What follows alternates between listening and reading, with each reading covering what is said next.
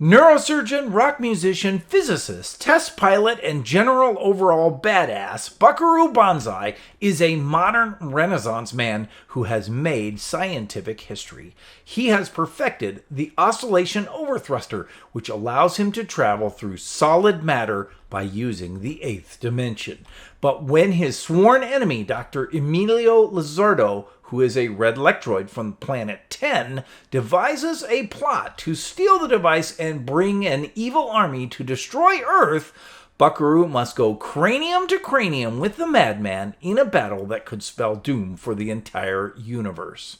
Along with his crime-fighting team, the Hong Kong Cavaliers, Buckaroo Banzai must stop the evil alien invaders from the eighth dimension. Of course, he is also helped by the long-lost twin sister of his late wife and some good-intentioned extra-dimensional beings who all look and talk like they're from Jamaica.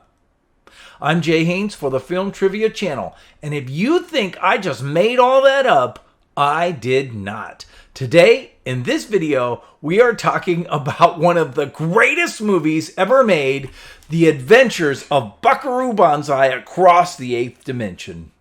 No, don't tug on that. The Adventures of Buckaroo Banzai Across the Eighth Dimension stars Peter Weller, John Lithgow, Christopher Lloyd, Jeff Goldblum, Ellen Barkin, Clancy Brown, Rosalind Cash, and Carl Lumbly, among others. It was directed by W.D. Richter and written by Earl Mac Rouch. Where are we going? When?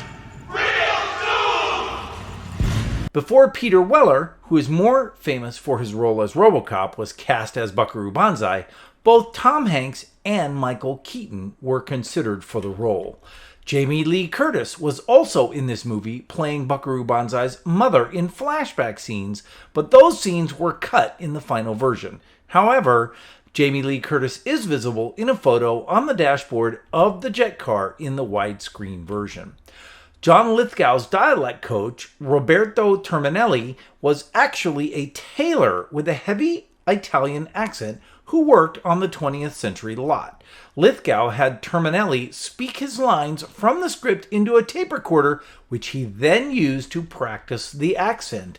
As a result, Roberto Terminelli was credited in the movie as a dialect coach. So Cristo, make the ganglia twitch. When it came time to film the end title sequences, where Buckaroo and his pals are walking around a dry Los Angeles aqueduct in step to music, the music itself was not ready. So, composer Michael Boddicker told the film crew to use the song Uptown Girl by Billy Joel as a placeholder, because it was the same tempo as the music he was working on.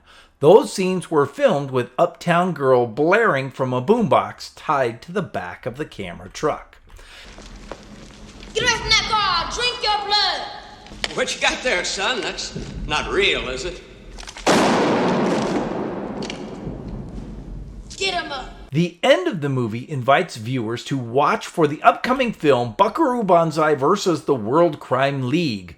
This was the real title for the sequel that Sherwood Studios had planned to make, if this film had been successful. Unfortunately, it was not, and Sherwood Studios went bankrupt.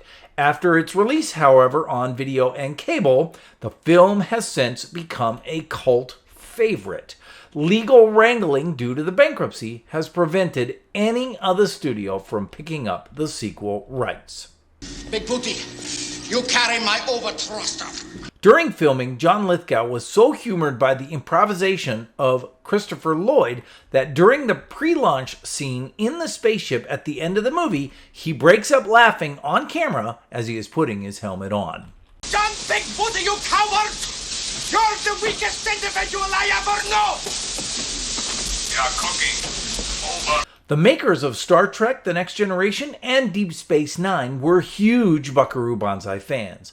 As a result, you can see many references to Buckaroo Banzai all across the Star Trek universe. Some examples include the oscillation overthruster device reappears as a spectral analyzer in Star Trek: The Next Generation Pen Pals from 1989.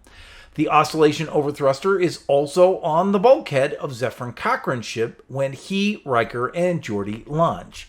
In another Star Trek connection, this quote, No matter where you go, there you are. appears on the dedication plaque in the USS Excelsior in Star Trek VI, The Undiscovered Country. If you look closely at the Promenade directory on Deep Space Nine, you will both find the Banzai Institute office and Yoyodyne propulsion systems. In the episode Up the Long Ladder, if you look carefully at Captain Picard's ready room desk monitor, you will find that in the year 2137, Captain John Worfen was the commanding officer of the starship Buckaroo Banzai, launched from Earth for a mission to Planet 10. I'm Jay Haynes for the Film Trivia YouTube channel. Do you know any more interesting trivia tidbits about the adventures of Buckaroo Banzai across the 8th dimension? If so, let me know in the comments below. I would love to hear about them.